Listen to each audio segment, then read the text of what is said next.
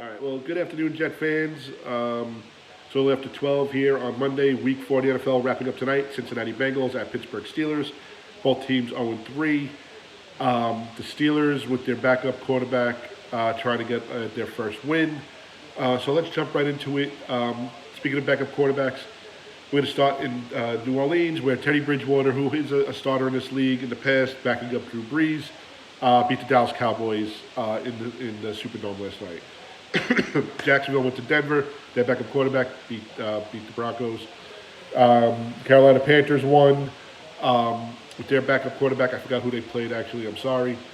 Daniel Jones, the new starter for the Giants, who was, actually Eli's backup, but I think now going forward he's a starter. First home game, first home start. They beat the Redskins 24-3. First home game for Daniel Jones, I can say that for the Giants. They had the team, as a team, played well. Defense played very well. Case Keenum was benched during this game. Two things that stand out is Daniel Jones continued to play well, and they did this with an offense without Saquon Barkley for a full game. Last week, obviously Barkley got hurt during the game, but he was hurt after, he was not playing at all yesterday, and they won 24-3. So, good, kudos to the Giants. Buccaneers played the Rams. Now, there's no backups there. Bucks won 54-40. And the reason why I bring this game up is because last week the Giants played the Buccaneers. They were down 18. They came back to win. Buccaneers were up, I believe, by 21 in this game. Rams came back and forth, back and forth. Bucks made some plays, and the Buccaneers won. So I think that solidifies a little bit more that Daniel Jones and the Giant defense are starting to come along now. So kudos to the Giants. In the AFC, Miami falls to 0-4 as they lose to the Chargers in Miami. Buffalo hosted the Patriots for for both undefeated teams, both 3-0. I said before the game, this will give me more proof of how good Buffalo is to how good the Patriots are. Obviously, the Patriots are a very good team. The Buffalo defense held Brady to a very low QBR. I believe it was 48.6 or 46.8. There was an early blocked punt by the Patriot special teams that they scored a touchdown to give them a 14-0 lead. Josh Allen did not have a great game. He threw 3 picks. He was knocked out of the game when he was sacked with a helmet-to-helmet hit. His backup came up, got them within range, but could not get them to get the go-ahead score. So 2 things stand out in this game. 3 things, actually. First, I'm going to go with Josh Allen being knocked out. Helmet-to-helmet hit. There was no penalty. There was no, obviously, there's no penalty. There's no ejection. I didn't hear of any type of fine right now. After the game, they spoke to a few Buffalo Bills players. One player said if that was number 12 that got hit like that, one of us would have been ejected. I truly believe that. I think some quarterbacks in this league, and its reputation, it's the way the league perceives them, it's the success they've had. You got your Drew Brees, you got your Russell Wilson, you got your, obviously, Tom Brady, you got your Zach Prescott. They probably will get the call 9 out of 10 times. Josh Allen, Sam Darnold, Case Keenum may not get that call. Daniel Jones may not get that call. Depending, he's a Giant, so maybe he does get the call. I'm not sure. I don't like to say that, but different teams sometimes get preferential treatment. So they didn't call it. I wonder if it was the case, if the situation was turned around and that was Brady that got hit, what would have been the call? But anyway, they lost by 6. They had a 1st and goal inside the 10 or inside the 5. They elected to go for it on 4th down. It was in the 4th quarter, but they had some time left, and they couldn't get it going, and they lost. I was thinking at the time, go for 3, and then hopefully you get field position again, you get another 3. The Bills defense held Brady in the second half to check. They held him in check. When they needed a 3-and-out, they got it. They got multiple 3-and-outs. That 4th quarter, every time the Bills defense was called upon, they got the ball back. For the Bills offense, the offense just couldn't get anything going. And at the end, Barkley threw a pick.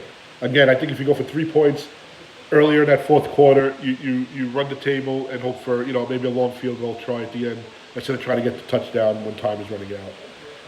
But that's hindsight. That was my choice during the game.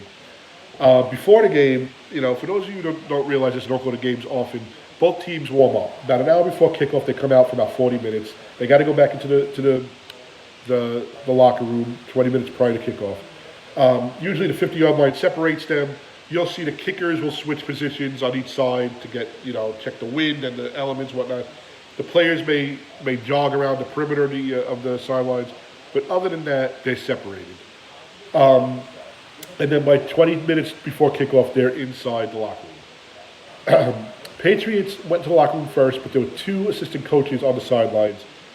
Now, I don't know if they were just out there talking, I don't know if they're out there observing, I don't know what they were doing, but the head coach of the Bills actually saw them out there and forced them off the field, escorted them off the field into the locker room because he felt that they were looking at some of the formations and practice plays the Bills were doing. So kudos to the Bills organization for even suggesting that and putting the Patriots into their place. But of course, in the end, Patriots win 16-10, they're 4-0. Bills are 3-1. I do think the Bills look better than what they were credited for. And, they're starting to change my mind about them. Of course, the Jets are 0-3, they were off, and Miami is 0-4. So, tonight, week 4 ends, and week 5 begins with the Jets. I believe they're meeting today. I don't think they have practices. They probably go in, they probably lift, possibly get some treatment, and maybe sit in with their position coaches or what have you. What we're looking at as Jet fans today is the injury report, the early injury report for the week. C.J. Mosley, I think he's back. Quentin Williams, I think he's back. Of course, all eyes are on Sam Darnold and his medical report. Is his spleen back to normal? Is the spleen getting smaller? Is it staying the same? Can he medically play? Late last week, I think Friday, they said he could start light cardio and jogging. Chris Martinson, I believe of the NFL Network or ESPN, I'm not sure what network he's with, tweeted out that they will know today if he can start practicing. They're hoping that if he practices for Wednesday. If he doesn't practice by Wednesday, he's not going to start. He's not going to play. My thing is, if the Jets put all their eggs in their basket, they have 2 weeks to prepare for this game. Why not sign a free agent quarterback? Get him at least a playbook last week, learn, and then come in and practice this week. But the team was off last week, so I think that the Jets all hinging their hopes on he's going to be cleared to play. Again, you got to remember with mono, you're losing muscle mass, you're losing weight, you're fatigued. He has not worked out, he's not run drills. Hopefully he had his playbook in front of him. Hopefully he's looking at scenarios, things like that. He's not lifted a weight. So he has to get back into game shape. I know it's only been 3 weeks, but 3 weeks with mono is very tough. So we're hoping for him to get back in. They play the Eagles. Now, the Eagles started off week 4 with a Thursday night game in Green Bay at Lambeau, and they beat the Packers 34-27. They had a defense that bent but didn't break. They came up with plays when they needed to. With about 9 minutes left, the Packers had a first and goal, and they went 4 passes and could not convert. Later on in the game, they had, I believe, a first and goal inside the red zone, if not even inside the 10 or 5. And Aaron Rodgers had a pass deflected and picked off in the end zone, and that ended the game. So the game could have went either way, but like I said, the Eagles bent but didn't break. So here's a little history on the Jets and teams from Pennsylvania. The Jets have never beaten the Philadelphia Eagles and have only won once in the state of Pennsylvania. Obviously, it was Pittsburgh Steelers, the other team that plays in that state. The first time and only time they won in Pennsylvania in a game that was on the record, whether regular season or the playoffs, was 2010. It was a December game. I think it was December 26th or 27th. It's called Boxing Day. I believe, I don't know if it's a Canadian holiday or whatnot. And there was a blizzard was coming up the East Coast, and it was affecting all of New Jersey, all of New York, and started to head up north towards Boston as well. So I remember watching this game, and the Jets had a kickoff return for a touchdown. The Jets had when I look back at the play that still haunts me in a way. They were inside the 5, I think on the 3, and Sanchez did a play action bootleg. And first of all, the offensive line and the running back, I don't know if it was Latavian Thompson or Sean Green, just sold this running play. Offensive line sold the running play. Defensive line and defenders came in to play the run up the middle, and Sanchez basically bootlegged to his left and strolled in. A little later on, Ben Roethlisberger threw an incomplete pass towards the end zone, and that ended the game. Jets won their only time they ever won in the state of Pennsylvania. You fast forward about 4 to 6 weeks, AFC Championship game. Jets have a first and goal. I think they're inside the 5. I'm not even sure, maybe the 4-yard line. They go for and out. After the game, they said there was some issues with Sanchez's helmet and the radio. He couldn't hear the plays coming in. But I always said, while even watching that game, run that bootleg. Run it to the right instead of the left. Do something. That may work, but they never did. And obviously, they lost 24-19. So that's a little history. Jets playing teams from Pennsylvania. Obviously, the preseason games I really don't look at how they did in that state. But they've never beaten the Eagles. I've been going to games religiously, or I hate to say religiously, but season tickets, and every week since 91, 92. 93, the Jets had the NFC East. They played the Giants and the Redskins on the road. Obviously, the Giants was the same stadium. The Jets were just on the visiting sidelines and whatnot, and it was Giants season ticket holders. And at home, they had the Eagles in October, and then they played Dallas in late December. And Eagles, October 3rd, 1993, come to town. Rich Kotite is the head coach. A high-flying offense with Randall Cunningham. Mark Bavaro is their tight end, the ex-Giant at that point, and Eric Allen. And the Jets come off with, they have, Boomer Esiason, Johnny Mitchell, Adrian Morrell, I believe, is the running back, Ronnie Lott, James Hasty, our defensive backs. I believe Brian Washington as well, I'm not sure. Jeff Lagerman's a linebacker, so their defense is kind of getting there. They started off 0-1 against the Broncos in a game they lost by a touchdown, I believe. Then they went to Miami, beat the Dolphins. Then they came home and destroyed the Patriots like 45-3 in what was, I think, Bill Parcells' second game or third game probably, as head coach of the Patriots. The Patriots were that bad at that point. They had the new emblem and everything that year, and I can remember going home watching highlights and one of the announcers saying the Eagles must be looking at this Jet team and wondering what they're getting themselves into in the Meadowlands next week. So next week it's a 4 o'clock game, NFC game. It's on Fox. I think, Madden and Summerall are doing the game. And you got Ronnie Lott, from the 49ers that always played these teams in the NFC. And you got, just the NFC team with a high-powered offense. A big, big crowd. I haven't seen that crowd in a long time to see this game. And the Jets start off 7-0. It's 14-0. And it's 21-0. And you think, the Jets can't do anything wrong. There's a couple plays that stand out. In that first half, Randall Cunningham coming from our end zone, going to the end zone that the players come out of, throws a pass to his left side. It's caught, and a defensive player comes up, DB. I don't know if it's Brian Washington, James Hasty, or Ronnie Lott. Goes to wrap him up for a tackle, and he strips the ball, and now he's running down the sidelines for a touchdown. I think he's forced out of bounds. Next play, Boomer Esiason puts it in the end zone, 21-0.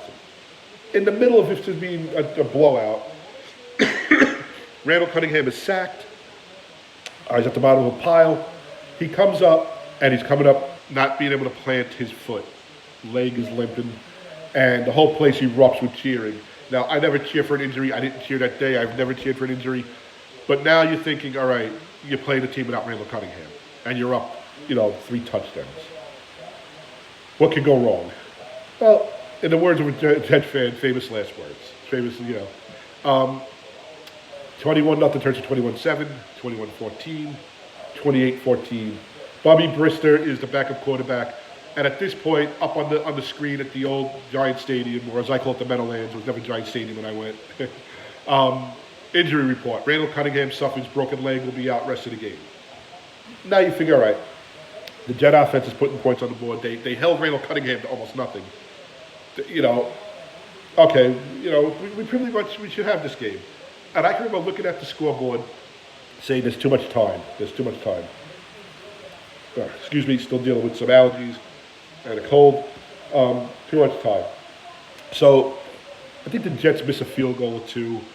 The score's kind of idling back and forth. It's now 28-14, and it gets to 28-28. And now everybody's sitting on their hands. This is a game we could go up 3-1. We're beating a team that's favored to make a run and deep into the playoffs. And what's going on? Bubby Brisson gets called for intentional grounding in the end zone, so it's a safety. So now the Jets have a 30-28 lead, 2-point lead. It's a field goal beats us. So what are we going to do? Jet offense again starts rolling again, and I still, maybe it's hindsight now, after that game and years later, you're talking 26 years later. Jets have the ball on the 6-yard line of the Eagles. They're going in to score. They're going to score a touchdown, or they're going to score a field goal. Field goal puts them up by 5. Touchdown puts them up by 9. Touchdown obviously puts them up by 2 scores, because 2-point conversions were not around in 93. They started in 94, I believe. So, okay, so I can see Kazet saying, let's go for the touchdown. Esiason looks, and he throws a pick to Eric Allen. Eric Allen picks it off, and he runs across through the line, and now he's going up the Eagles sideline, and basically, once he gets to midfield, he's gone. And he hits the end zone 94 yards later. And in the back of the end zone, in street clothes, I still remember, a denim jacket, I believe, on crutches, is Randall Cunningham, and Eric Allen flips him the ball, and they have the lead now, 35-30. And the stadium is just, besides the Eagle fans that made the trip up, the stadium is just dead silent. If I can remember right, the Jets did have the ball later on in the fourth quarter. This was late in the fourth quarter, but later on the last drive, and either Esiason threw another pick, or he was running for a first down and was caught short, and the Jets came up and lost by 5. A game they should have won, a game they could have won, a game they gave away. Literally gave away 94 yards later. And the end of the year, the Jets missed the playoffs by 1 game. And you go to think, hey, if they hit those field goals, does the situation change on that, not on that 6-yard line? Hey, if they kick the field goal from the 6 and they go up by 5, does that situation change of the play calling, going forward? But they lose, they don't make the playoffs, and that's the end of the Bruce Kazet era.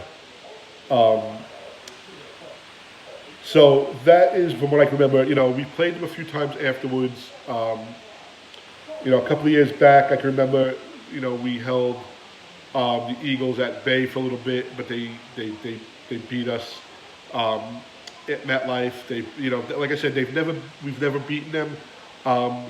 But there's never been games that we've been blown out in, except for one, I want to say, in 2011 in Philly, where, Santonio Holmes is dropping passes, and it just, it was a game that we weren't even in.